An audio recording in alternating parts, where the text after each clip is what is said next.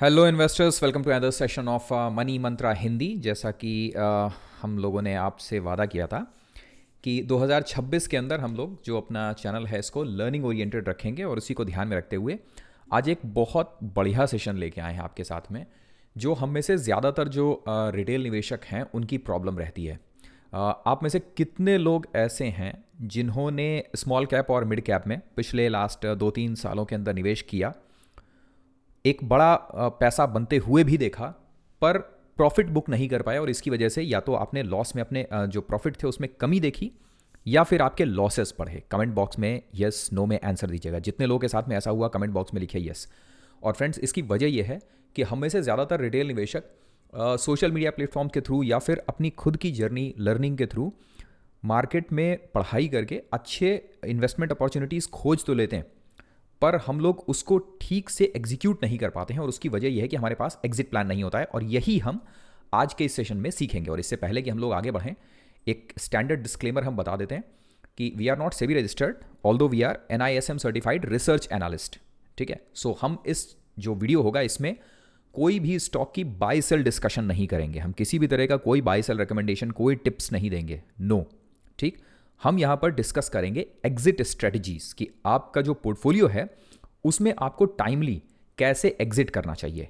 ठीक है, सो अगर जो भी ये हमारी राय है आपको लगता है कि ये पसंद आती है आपको और जो वीडियो का टॉपिक आपको पसंद आ रहा है, तो एक बार लाइक देना ज़रूर मत भूलिएगा। ठीक है, देन इसके साथ में एक चीज़ और कि जो ये हमारा वीडियो या ये सीरीज़ होगी, इन्वेस्टमेंट से ज़्यादा इंपॉर्टेंट होता है एग्जिट करना, कि टाइमली प्रॉफिट बुक करना। अगर ये आपको नहीं आता है तो आप अपने सामने पोर्टफोलियो में नोशनल गेंस देखेंगे, पर आपकी जेब में पैसा नहीं आएगा। और ये कोई ऐसी चीज़ नहीं है कि जिसको आपको एक वीडियो में या एक दिन के अंदर सिखाया जा सके।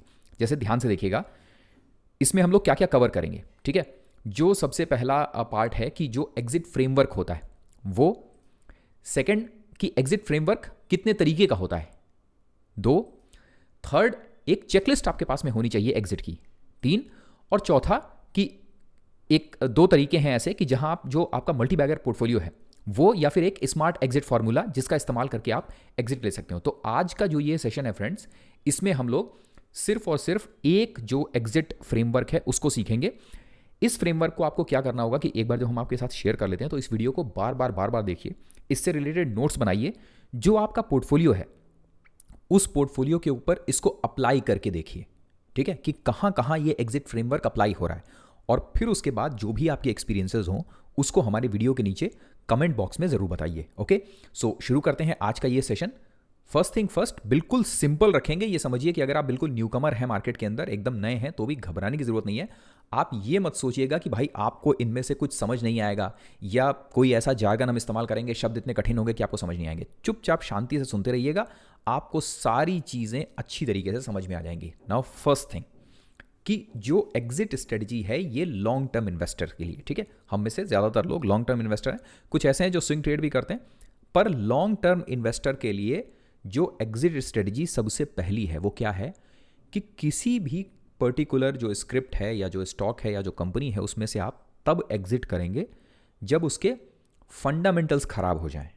ठीक है, अब बहुत इंपॉर्टेंट क्वेश्चन ये है कि भाई फंडामेंटल्स खराब होने में क्या क्या चीज़ें शामिल होती हैं। तो हम में से ज़्यादातर लोग स्क्रीनर इस्तेमाल करते हैं।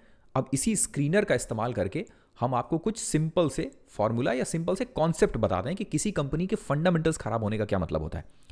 सबसे पहले और इंपॉर्टेंट चीज़ है कि भाई अगर आप कंपनीज पढ़ते हैं तो आप क्वार्टर एंड क्वार्टर बेसिस पे उसके रिजल्ट्स देखते होंगे। ठीक है, अगर नहीं देखते हैं तो ईयर ऑन ईयर बेसिस पे देखिए।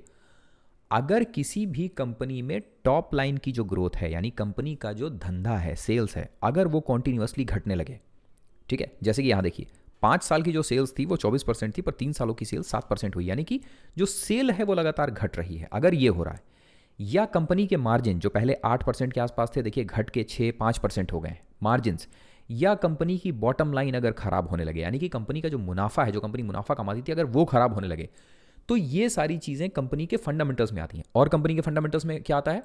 Balance sheet. अब बैलेंस शीट में क्या इंपॉर्टेंट चीज़ होती है? ज़्यादातर कंपनियों के, ज़रा एक बार कमेंट बॉक्स में बताइए कि ज़्यादातर कंपनियों के बैंकरप्ट होने के पीछे एक मेन रीज़न क्या होता है? मेन रीज़न होता है बोरोइंग, यानी कि उधार। अगर कंपनी के ये उधार लगातार बढ़ने लगे, अब सवाल यह है कि भाई कितना बढ़ना, मतलब कितना उधार खराब माना जाए। तो एक बात समझिएगा कि आपकी जेब में जितना कैश रखा है, अगर आपके पास उधार उतना हो तो आप भाई उधार को कैश से चुका देंगे। तो हर किसी का अलग अलग फार्मूला होता है उधार का। ज़्यादातर लोग उधार को इक्विटी के साथ में कंपेयर करते हैं। हम कहते हैं कि उधार को कैश रिजर्व के साथ कंपेयर करिए कि कंपनी की जेब में कितना पैसा पड़ा हुआ है और कंपनी के पास कितना उधार है। अगर कंपनी का उधार कंपनी के कैश रिजर्व से आधा है तो ये बढ़िया है, अच्छा है। अगर कंपनी का उधार कंपनी के कैश रिजर्व के आसपास आने लगे तो ये चीज़ थोड़ी सी खतरनाक है, ठीक है। ये फंडामेंटल्स खराब होने की तरफ इशारा करता है। देन कैश फ्लोज कंपनी के, अगर cash flow from operations company का नेगेटिव में जाने लगे और कॉन्टिन्यूसली नेगेटिव में जा रहा हो, इसका मतलब क्या है? इसका मतलब है कि कंपनी जो मुनाफा कमा रही है वो उसकी जेब में गले में उसके नहीं आ रहा है, वो पैसा उसके गले में नहीं आ रहा है। इसका मतलब वो पैसा कहीं और फंस रहा है। कहाँ फंस रहा है? कई बार होगा कि इन्वेंट्रीज में फंसेगा, कई बार होगा कि जिसको उसने पैसा दे रखा है उससे पैसा वापस नहीं मिल रहा है। इसके बहुत सारे रीजंस हो सकते हैं। जैसे कुछ सेक्टर्स ऐसे हैं, मान लीजिए कि ज्वेलरी सेक्टर, ये सेक्टर ऐसा है कि जहां आप जब चुका देते हैं पैसा तो आप कैश नहीं रखते हैं, आप उस कैश से इमीडिएटली गोल्ड खरीद लेते हैं। तो आपको ज़्यादातर वक्त कैश फ्लो फ्रॉम ऑपरेशंस दिखेगा नहीं। आप ज्वेलरी सेक्टर पढ़िएगा तो आपको टाइटन के अलावा कैश फ्लो फ्रॉम ऑपरेशंस मिलता ही नहीं है ज़्यादा। क्यों? क्योंकि ज़्यादातर कंपनियां अपने पैसे को ज्वेलरी में दोबारा से इन्वेस्ट कर देती हैं, तो उनकी इन्वेंट्री बहुत बड़ी होती है। पर इससे घबराने की बात नहीं है। पर हाँ, अगर cash flow from operations continuously negative है और कंपनी एक पर्टिकुलर सेक्टर की नहीं है तो ये चीज़ फंडामेंटली थोड़ी सी खराब है। देन रेशियोज में बहुत इंपॉर्टेंट है कंपनी का वर्किंग कैपिटल साइकिल छोटा होना, ठीक। वर्किंग कैपिटल साइकिल अगर बड़ा है, ये अगर 250-300 दिन है, तो इसका मतलब है कि कंपनी का पैसा फंसा हुआ रहता है, पैसा उसकी जेब में वापस नहीं आ पा रहा है। दूसरा, रिटर्न ऑन कैपिटल एम्प्लॉयड, ये इसका मतलब है कि आपने कंपनी में जितना पैसा डाला हुआ है, कंपनी में पैसा दो तरीके से पड़ता है। एक, जो इन्वेस्टर हैं वो शेयर खरीदते हैं और उससे पैसा डालते हैं। दूसरा, जो कंपनी का मैनेजमेंट है वो उधार लेता है बैंकों से और वो कंपनी में पैसा डालता है। तो ये रोज जो है ये 20-25% के आसपास में अगर है तो बढ़िया है। अगर रिटर्न ऑन कैपिटल एम्प्लॉयड लगातार घट रहा है तो ये चीज़ थोड़ी सी बुरी है। देन इसके बाद में प्रमोटर होल्डिंग, देखिए हर बार ऐसा नहीं होगा कि अच्छी कंपनियों में प्रमोटर होल्डिंग बड़ी मिलेगी, ये हर बार नहीं होगा। ज़्यादातर वक्त प्रमोटर अगर है कंपनी के अंदर तो बढ़िया है। लेकिन अगर प्रमोटर लगातार अपनी पोजीशन घटाता चला जा रहा है और पोजीशन जो प्रमोटर घटा रहा है वो FII DII लेने के बजाय अगर केवल पब्लिक ले रही है, देखिए प्रमोटर अगर बेच रहा है तो कोई समझदार आदमी को खरीदना चाहिए भाई। प्रमोटर से निकला अगर पैसा तो फिर FIIs या DIIs खरीदें तो समझ में आता है, बिकॉज इंस्टीट्यूशनल है, पढ़ते लिखते हैं, अच्छी कंपनियों में आइडेंटिफाई करके निवेश करते हैं। लेकिन अगर प्रमोटर लगातार बेच रहा है और पब्लिक खरीद रही है तो ये थोड़ा सा एक रेड फ्लैग आता है, ठीक है। तो ये वो पर्टिकुलर पॉइंट्स हैं जो कंसीडर होंगे स्ट्रेटेजिक एग्जिट में, कि अगर इनमें से फंडामेंटल्स में कोई प्रॉब्लम आ रही है तो आपको फिर अपनी एग्जिट के बारे में उस पर्टिकुलर स्टॉक से सोचना पड़ेगा, ठीक है। अब फंडामेंटल्स में और क्या क्या चीज़ें आती हैं भाई? फंडामेंटल्स में आता है कि जो कंपनी का बिजनेस है कहीं वो तो अफेक्ट नहीं हो रहा है, गवर्नमेंट की तरफ से कोई ऐसी पॉलिसी तो नहीं बन गई है कि जो ओवरऑल बिजनेस को अफेक्ट कर रही है, या पहले ये जो कंपनी थी ये ओवरऑल बिजनेस का 65% मान लीजिए मार्केट शेयर कैप्चर किए हुई थी, धीरे धीरे इसका मार्केट शेयर कम होता चला जा रहा है और दूसरी कंपनी मार्केट शेयर बढ़ाती जा रही है, तो ये भी इसके फंडामेंटल चेंजेस में आएगा, ठीक है। और अगर ऐसा कुछ हो रहा है तो फिर आपको उस स्टॉक से निकलने के बारे में सोचना चाहिए, ठीक। सेकंड इंपॉर्टेंट है कि tactical exit. Now tactical exit क्या है? ये रिलेटेड है कि स्विंग ट्रेड जब कोई लेता है या फिर मीडियम टर्म की इन्वेस्टिंग है, भाई कोई स्टॉक्स हैं जिनको आपने 3 महीने 6 महीने के लिए लिया हुआ है, ठीक है। इसमें जो आपका एग्जिट फ्रेमवर्क होगा वो किस पर बेस्ड होगा कि अगर एक सर्टेन प्राइस लेवल हिट हो जाए, अब मान लीजिए कि आपने स्विंग ट्रेड के लिए लिया था या आपने कंपनी को 3 महीने 6 महीने के लिए लिया था और अगर उसका स्टॉक का रेट मान लीजिए कि 20% या 30% गिर जा रहा है, आप कहते हैं नहीं भाई हम तो इसको होल्ड करके रखेंगे, तो ये वो लोग हैं जो मजबूरी में लॉन्ग टर्म इन्वेस्टर बन गए हैं। आप में से कितने लोगों के साथ में ऐसा हुआ है कि आपने खरीदी तो थी कंपनी 6 महीने या 1 साल के लिए, लेकिन बाद में आपको 2 साल 3 साल रखना पड़ गया क्योंकि आप मजबूरी के लॉन्ग टर्म इन्वेस्टर बन गए। ऐसा तब होता है जब आपके पास शॉर्ट टर्म का एग्जिट फ्रेमवर्क नहीं होता है। आपने ये पहले से तय नहीं किया होता है कि ये कंपनी मैंने 6 महीने के लिए ली है, अगर 20% से ज़्यादा का नुकसान होगा तो मैं इसमें से निकल जाऊंगा, ठीक है। अगर आपके साथ ऐसा हुआ है, आपको लग रहा है कि हम सही बोल रहे हैं, तो एक हार्ट दीजिएगा कमेंट बॉक्स में, ओके। नेक्स्ट है कि रिस्क की बेस पर जब पोर्टफोलियो से एग्जिट किया जाता है, ठीक है, पोर्टफोलियो में पोजीशन खत्म की जाती है रिस्क बेस पे। अब ये वो पर्टिकुलर पार्ट है जो हम बता दें कि आप में से ज़्यादातर लोग इस काम को करने में नाकाम रहते हैं, ठीक है। और ये किया जाता है कैपिटल प्रोटेक्शन के लिए, ठीक।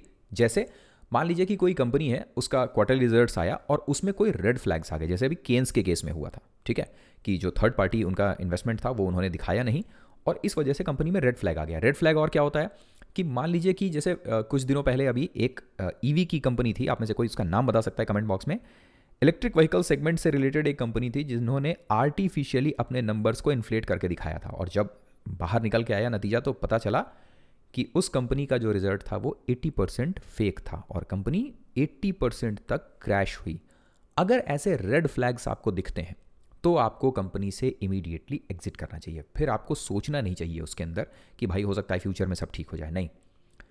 नेक्स्ट है ग्रोथ ब्रेकडाउन। ठीक है, अब ये जो एग्जिट स्ट्रेटजी हम लोगों ने जो फर्स्ट डिस्कस की थी ये उसी का एक्सप्लेनेशन है। ठीक, क्या कि ग्रोथ ब्रेकडाउन, कि अगर कंपनी का जो रेवेन्यू ग्रोथ यानी कि कंपनी की टॉप लाइन है अगर वो 2-3 क्वार्टर कॉन्टिन्यूसली गिरती रहती है तो आपको कंपनी से फिर एग्जिट होना है।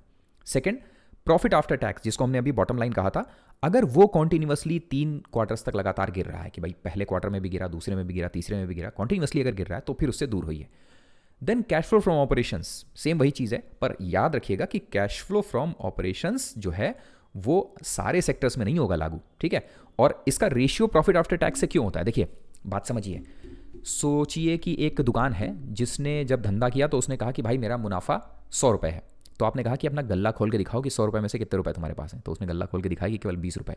तो आप कहते हैं कि यार मुनाफा तो तुम कहते हो 100 रुपये, पर आया तुम्हारे पास 20 ही रुपये, ये 80 रुपये कहाँ गया? तो कहता है कि यार 80 रुपये अभी हमको जो खरीदार जिसने खरीदारी करके सामान लेके गया हमारे पास उसने अभी दिया नहीं है, तो इसका मतलब है कि 80 रुपये जो है वो रिसीवेबल्स में पड़े हुए हैं। तो क्या ये चीज़ सही है? क्या ये सही पिक्चर दे रहा है? नहीं। इसीलिए ये 0.7% क्यों है ये, कि जब आप 100 रुपये का मुनाफा दिखाएं तो कैश फ्लो फ्रॉम ऑपरेशंस आपके करीब करीब 70 रुपये आने चाहिए नीचे। ठीक है, पर ये हर सेक्टर में लागू नहीं होगा, इसीलिए सेक्टर्स पढ़ना बहुत ज़रूरी है। ठीक है, देन अगर कंपनी जो है वो मार्केट शेयर गेन करना कम कर देती है, यानी कि पहले जो है मान लीजिए कि 100 गाड़ियाँ बिकती थी और कंपनी ऑटो सेक्टर के अंदर है और वो 100 में से 80 गाड़ियाँ उसी की थी, फिर एक नया प्लेयर आ जाता है मार्केट में, किया टाइप का या MG हेक्टर टाइप का, ठीक है, MG टाइप का, मॉरिस गैराज, और वो धीरे धीरे पहले आपकी 80 गाड़ियाँ बिकती थी, फिर 70 बिकने लगी, फिर 60, फिर 50, और मार्केट में उसकी गाड़ियाँ ज़्यादा बिक रही हैं। तो दैट मीन्स कि आपका जो मार्केट गेन है ना, वो मार्केट शेयर आपका वो कम होता जा रहा है। ऐसे वक्त में आपको अपनी एग्जिट स्ट्रेटजी बनानी पड़ेगी कि उस कंपनी से आपको निकलना पड़ेगा, बिकॉज उसका जो मार्केट शेयर है वो कम होता जा रहा है। ठीक, नेक्स्ट है मार्जिन डिक्लाइन। अगेन सेम चीज़ बताई थी आपको कि क्या करना है, आपको सीधा जाना है स्क्रीनर पे या कोई भी वेबसाइट जो आप यूज़ करते हैं और उसमें कंपनी के मार्जिन पे ध्यान रखना है। अब एक बात समझिए, अलग अलग सेक्टर्स के मार्जिन अलग अलग होते हैं। जैसे अगर आप प्लेटफॉर्म बिजनेसेस में जाएं लाइक BSC, MCX, इनमें आपको मार्जिन मिलेंगे 40-45% के। ठीक है, मैन्युफैक्चरिंग सेक्टर में जाएंगे आप तो वहाँ आपको मार्जिन मिलेगा 15-20% का। यही आप अगर एविएशन सेक्टर के अंदर चले जाएंगे तो वहाँ मार्जिन तो और भी कम हो जाएंगे, वहाँ मार्जिन 6-7% के मिलेंगे। तो डिपेंड करता है कि कौन से सेक्टर के आप मार्जिन देख रहे हैं, पर कंपनी का ईयर ऑन ईयर बेसिस पर जो मार्जिन है वो कम नहीं होना चाहिए। अगर कंपनी का मार्जिन कम होता चला जा रहा है, इसका मतलब है कि कंपनी में कुछ ना कुछ गड़बड़ है, वो कंपनी ठीक से अपने बिजनेस को चला नहीं पा रही है और इसलिए अब आपको निकलना चाहिए। Then comes debt explosion. अगर किसी भी कंपनी में लोन बैलेंस शीट के अंदर देखिएगा अचानक से अगर बढ़ रहा है और कितना बढ़ रहा है, कैश रिजर्व के बराबर में आ जा रहा है, तो ये एग्जिट स्ट्रेटजी का एक रीजन हो सकता है। बात समझिए, हर बार लोन का बढ़ना बुरा नहीं होता है। क्यों? कंपनीज जब नई फैक्ट्री डालती है, अपना बिजनेस बढ़ाती है, तो लोन लेती है। आपको यह देखना पड़ेगा कि कंपनी का जो लोन है वो किस वजह से बढ़ रहा है, और इसके लिए आपको करना क्या होगा, आपको नीचे आना होगा। कंपनी का यहाँ कॉन कॉल मिलेगा, कॉन्फ्रेंस कॉल मिलेगा, उसमें पढ़िए, मैनेजमेंट बताता है कि भाई हम लोन ले रहे हैं तो हम क्यों ले रहे हैं लोन। ठीक है, अगर उस लोन का कोई जस्टिफिकेशन नहीं मिल रहा है, ठीक, अगर आपको लोन कंपनी के बिजनेस में ग्रोथ में लगता नहीं दिख रहा है, तो भाई फिर वो आपके लिए एग्जिट का एक रीज़न है। और लास्ट बहुत इंपॉर्टेंट है, वो है मैनेजमेंट के रेड फ्लैग्स। अब कौन कौन से रेड फ्लैग्स हैं कि अगर जो प्रमोटर या कंपनी का मैनेजमेंट है वो प्लेज कर रहा है अपने शेयर, धीरे धीरे कॉन्टिन्यूसली उधार पे डाल रहा है। ठीक, अब प्लेजिंग हमेशा गड़बड़ नहीं होती है। प्लेजिंग करके अगर आपने पैसा कमाया और उस पैसे को आप बिजनेस में ही लगा रहे हैं तो आपके लिए ये बढ़िया है, पर फिर भी ज़्यादातर वक्त कोशिश करनी चाहिए कि प्लेजिंग से दूर रहना चाहिए। ठीक, सेकंड है कि अगर फ्रीक्वेंट इक्विटी डाइल्यूशन हो रहा है, अब ये फ्रीक्वेंट इक्विटी डाइल्यूशन आपको मिलेगा कहाँ पे, ये आपको मिलेगा यहाँ इक्विटी कैपिटल में। ठीक है, अब इसका मतलब क्या है, इसका मतलब है कि आप बार बार इक्विटी डाइल्यूट कर रहे हैं, आप बार बार अपनी फैक्ट्री में या अपनी कंपनी में बहुत ज़्यादा इन्वेस्टर ला रहे हैं। तो अगर इक्विटी डाइल्यूशन होता जा रहा है, इक्विटी कैपिटल अगर लगातार बढ़ता जा रहा है, तो ये अच्छी बात नहीं है। इसका मतलब है कि आपको पैसे की ज़रूरत है और आप बार बार पैसा इकट्ठा करने के लिए बाहर जा रहे हैं। इसका मतलब है कि आपका बिजनेस कैश जनरेट नहीं कर पा रहा है, कोई दिक्कत है। नेक्स्ट है कि cash flow from operations turning negative, जो कि हम लोगों ने अभी डिस्कस किया कि जो आपका धंधा है वो जो प्रॉफिट कमाता है उसको कैश फ्लो में आना चाहिए। और लास्ट बहुत इंपॉर्टेंट है, ये है की मैनेजरियल पोस्ट का रेजिग्नेशन या फिर एग्जिट। अब की मैनेजरियल पोस्ट कौन होते हैं? आप कई बार इन्फॉर्मेशन देखेंगे कि किसी कंपनी के सीईओ ने रिज़ाइन दे दिया, फिर उसके बाद सीएफओ ने भी रिज़ाइन दे दिया, फिर जो कंपनी का रेगुलर ऑडिटर था वो भी निकल गया। अगर ऐसा कुछ हो रहा है तो भैया अपनी एग्जिट स्ट्रेटजी में इस चीज़ को रेड फ्लैग कर दीजिए, डाल दीजिए तुरंत पॉइंट कि भाई ये कंपनी में कुछ ना कुछ इशू आ रहा है, ठीक है, और अब हमको इसमें से निकलने की ज़रूरत है, ठीक। सो 15 मिनट्स का वीडियो हो गया है, आई गेस कि बहुत ज़्यादा बड़ा वीडियो नहीं रखेंगे, और हमने कोई जार्गन इस्तेमाल नहीं किया, बिल्कुल छोटी भाषा में बताया। अब ज़रा हमको एक कमेंट बॉक्स में एक चीज़ बताइए कि अगर आप अपने पोर्टफोलियो में कितने लोग आप में से ऐसे हैं जो वाकई इस स्ट्रेटजी को इस्तेमाल करते हैं, ईमानदारी से बताइएगा, यस या नो, ठीक है। सेकंड इंपॉर्टेंट क्वेश्चन, अगर आप इस एग्जिट स्ट्रेटजी को इस्तेमाल करते तो आपके पोर्टफोलियो में से लगभग कितना परसेंटेज प्रॉफिट का आप बचा लेते? 2। तीसरा बहुत इंपॉर्टेंट, हमको लगता है कि आज के लिए सफिशिएंट हो गया है, अगर इससे ज़्यादा हम आज सेशन में आगे बढ़ाएंगे तो फिर वो बोरिंग होगा, ठीक है, और वो एब्जॉर्ब भी नहीं होगा। तो आपको करना क्या है कि इस वीडियो को 8-10 बार देखिए, देन जो आपकी कंपनीज हैं, जो स्टॉक्स हैं, उनमें देखिए कि ये कहाँ कहाँ लागू हो रहा है, कहाँ कहाँ टॉप लाइन घट रही है, कहाँ मार्जिन्स घट रहे हैं, कहाँ बॉटम लाइन घट रही है, कहाँ बॉटम लाइन में प्रॉफिट तो दिखा रहा है पर कैश फ्लो में नहीं आ रहा है, ठीक। इसके बाद का जो हमारा अगला सेशन होगा उसमें हम लोग ये एग्जिट का सेकंड फ्रेमवर्क, जिसमें वैल्यूएशन बेस पर एग्जिट, टेक्निकल बेस पर एग्जिट, पोर्टफोलियो के रिस्क बेस पर एग्जिट और गोल्ड बेस पर एग्जिट डिस्कस करेंगे, ठीक है। और उसके बाद जो अगला सेशन करेंगे उसमें एक में ही हम दोनों चीज़ें कैलकुलेट कर लेंगे कि 4 क्वेश्चंस जो हर एक निवेशक को पूछने चाहिए एग्जिट करने से पहले, और दूसरा एक मल्टी बैगर अगर आपका पोर्टफोलियो है तो उसकी जो एग्जिट स्ट्रेटजी है बिल्कुल छोटी सी, वो क्या होनी चाहिए, ठीक है। सो वी होप कि जो आज हमने सेशन आपके साथ में शेयर करा है आपको इसमें मज़ा आया होगा। अगेन डिस्क्लेमर हम दे दे रहे हैं, कोई शेयर का बाय सेल रिकमेंडेशन किसी भी तरह का नहीं था इसमें, ये प्योर नॉलेज बेस्ड था। We are NISM certified research analyst, कोई टिप्स हम लोग यहाँ शेयर नहीं कर रहे हैं, सिर्फ और सिर्फ pure knowledge. So we hope कि जो आज का सेशन है ये आपको पसंद आया होगा, मज़ा आया होगा इसको सुनने में।